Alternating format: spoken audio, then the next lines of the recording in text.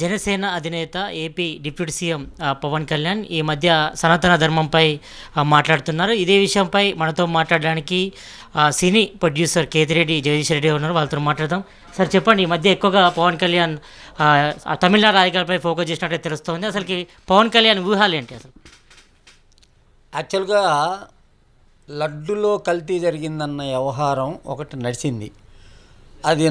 Supreme court వ్యవహారం దాకా వెళ్ళింది. ఇవన్నీ ఉన్నప్పుడు మధ్యలో సనాతన ధర్మం అనే ఒక స్లోగన్ మీద పవన్ కళ్యాణ్ గారు మొదలయ్యారు. పవన్ కళ్యాణ్ గారు అంటే ఇప్పుడు అక్కడ మొదలయ్యాడు, గుళ్ళన్నీ కూడా కడగడం జరిగింది, అంతా ఏదో చేయడం జరిగింది. దీని వెనకాల ఉన్న మర్మం ఏంటి అని చెప్పాలంటే, ఇప్పుడు ఏంటంటే యాక్చువల్గా బేసిక్గా దీంట్లో తమిళనాడుకు చెందిన ఉప ముఖ్యమంత్రిని, ఇక్కడ ఈయన ఉప ముఖ్యమంత్రి, అక్కడ ఆయన ఉప ముఖ్యమంత్రి. ఆ ఉప ముఖ్యమంత్రి గురించి సనాతన ధర్మం గురించి వైరస్ లాంటిదని అప్పుడెప్పుడో మాట్లాడాడని ఇప్పుడు మాట్లాడడం జరిగింది. వాళ్ళ విధానం ఏంటంటే, డిఎంకే యొక్క విధానం ఏంటంటే సర్వమతాలు ఒకటే అనే నినాదంతో వాళ్ళ పార్టీ అనేది స్థాపించబడింది. జయలలిత గారు అయితే ఇతరత్ర ఏడీఎంకే అయితే ఆ విధానం కాకుండా అంతా వాళ్ళు మామూలుగా ఓటింగ్ సిస్టమ్ సామాజిక దృక్పథంతో ప్రజలకి సేవ చేసే దృక్పథంతో ఉంటుంది అన్నమాట ఏఐడిఎంకే అనే పార్టీ. కాబట్టి ఏంటంటే ఇది కొన్ని దశాబ్దాల కాలం నుంచి ఎప్పటి నుంచో డీకే అని అనేవాళ్ళు ఎప్పటి నుంచో ఉంది. దాంట్లో నుంచి వచ్చినాయి ఈ పార్టీలన్నీ కూడా. ఇప్పుడు ఈ సనాతన ధర్మం వెనకాల ఈరోజు పవన్ కళ్యాణ్ గారు మాట్లాడుతుంటే, ఆయన ఒక డిప్యూటీ చీఫ్ మినిస్టర్గా మాట్లాడుతున్నాడా లేకపోతే జనసేన అధ్యక్షుడిగా మాట్లాడుతున్నాడా అనేది, నేను డిప్యూటీ చీఫ్ మినిస్టర్ హోదాలోనే మాట్లాడుతున్నాను అని అన్నాడు. కాబట్టి ఏంటంటే అక్కడ డిప్యూటీ చీఫ్ మినిస్టర్ కూడా దీనికి వ్యతిరేకంగా మాట్లాడుతున్నాడు. దానికి ప్రకాష్ రాజ్ మధ్యలో ఏదైనా పేలుతున్నాడు. దీనికంతా ఏంటంటే కారణం అసలు మెయిన్గా చెప్పాలంటే, ఈ సనాతన ధర్మం అనేది ఇప్పుడు కాదు ఈ ఇష్యూ. చాలా కొన్ని సంవత్సరాలుగా ఉంది. కానీ హిందువులు అణిగిమణిగి ఉంటారు కాబట్టి హిందువుల ప్రాపర్టీలు అన్నిటికీ కూడా చర్చిలు అయితేమి, మసీదులు అయితేమి, వాళ్ళ ప్రాపర్టీలు, ఇప్పుడు దేవస్థానం సంబంధించిన ప్రాపర్టీలు, సింహాచలం అటువంటి పుణ్యక్షేత్రాలకు సంబంధించిన స్థలాల్లో కూడా చర్చిలు అవి కూడా నిర్మించడం జరిగింది. ఈరోజు హిందుతత్వం అంటే ఏంటంటే, ఒకప్పుడు అశోక్ మహారాజు ఉండేవాడు. ఆ అశోక్ మహారాజు ఏం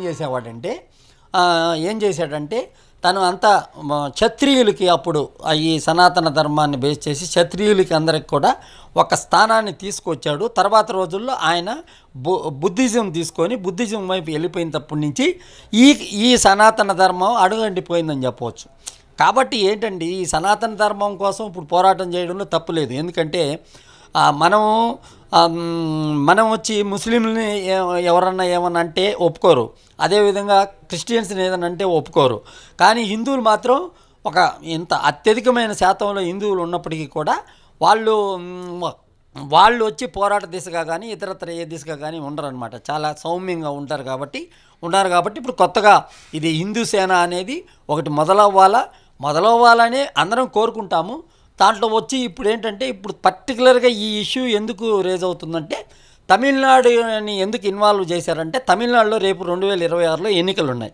ఆ ఎన్నికల నేపథ్యంలో పవన్ కళ్యాణ్ సినిమా గ్లామర్ అయితే అదేవిధంగా అక్కడ నాయుడు కమ్యూనిటీ అయితే కూడా ఎక్కువ మంది ఉన్నారు కాబట్టి, అక్కడ ఒక ప్రాంతంలో నాయుడు కమ్యూనిటీ నాయకులను ఉన్నారు కాబట్టి రేపు జరగబోయే అసెంబ్లీ ఎన్నికల్లో అదేవిధంగా ఎంజీఆర్ని అయితే జయలలితని పొగుడుతున్న పవన్ కళ్యాణ్ తమిళనాడు రాజకీయాల్లో రేపు బీజేపీ తరపున అక్కడ బీజేపీ ఏఐడిఎంకే కూటమిగా ఏర్పడినప్పుడు అక్కడ ఏదన్నా సహాయం చేసేదానికి ఏమన్నా ఇలాంటి వ్యాఖ్యలు చేస్తున్నాడా, లేకపోతే పరరాష్ట్రంలో జరుగుతున్న వాటికి సంబంధం లేని వ్యవహారం కాబట్టి అనేది మా అందరికీ ఉన్న ఒక అనుమానం కాదు, నిజం. ఇది నిజమనే చెప్పవచ్చు. లేకపోతే తమిళనాడు గురించి ఇప్పుడు ఇక్కడున్న లడ్డు వ్యవహారం చాలా తీవ్రమైన వ్యవహారంగా భావిస్తూ హిందువులందరూ ఉన్నప్పుడు లడ్లు ఇలాగ అయింది అని అన్నప్పుడు ఇది సనాతన ధర్మం వైపు వెళ్ళిపోయింది ఇప్పుడు. కాబట్టి నేనేం చెప్తానంటే, ఎలక్షన్ కోసం జరిగే ప్రయత్నంలో ఇది ఒక భాగం అని చెప్పవచ్చు.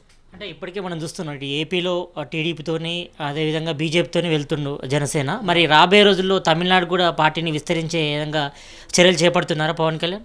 జనసేన పార్టీని విస్తరిస్తారని మనం చెప్పలేం, కానీ బీజేపీకి సపోర్ట్ చేస్తాడు. మొన్న బీజేపీకి 10% ఓట్లు వచ్చినాయి ఎంపీ ఎలక్షన్లో.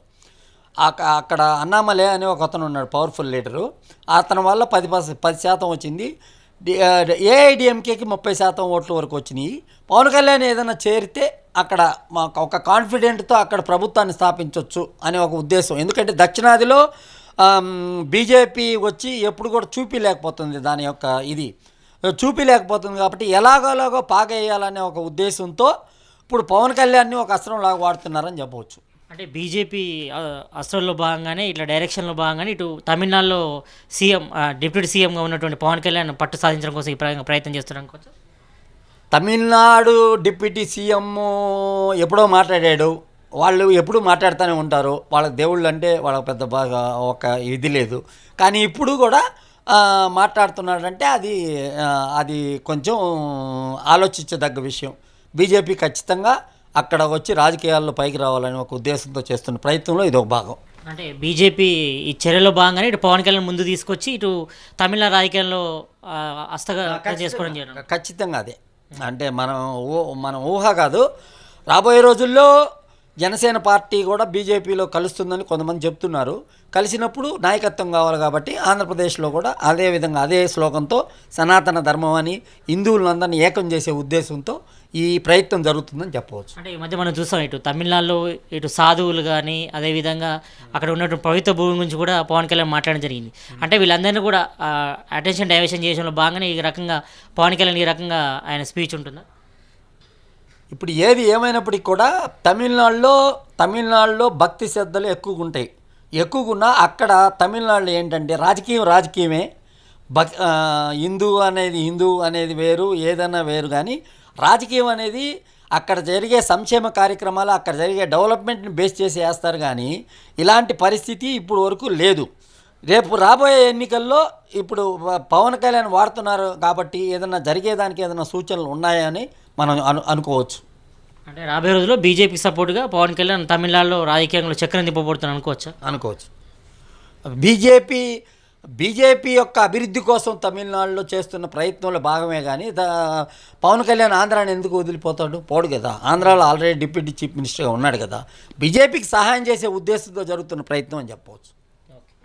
మొత్తానికైతే ఇటు తమిళనాడులో కూడా ఇటు ఏపీ డిప్యూటీ సీఎం జనసేన ఇటు బీజేపీకి సపోర్టుగా నిలిచడంలో భాగంగానే ఇటు తమిళనాడు రాజకీయాల్లో కూడా ఎంటర్ అవుతున్నట్టుగా ఇటు సినీ ప్రొడ్యూసర్ కేతిరెడ్డి జగదీశ్వర్ గారు చెప్తున్నారు. కెమెరామ్యాన్ సాయితో సతీష్ జీ3 న్యూస్, హైదరాబాద్.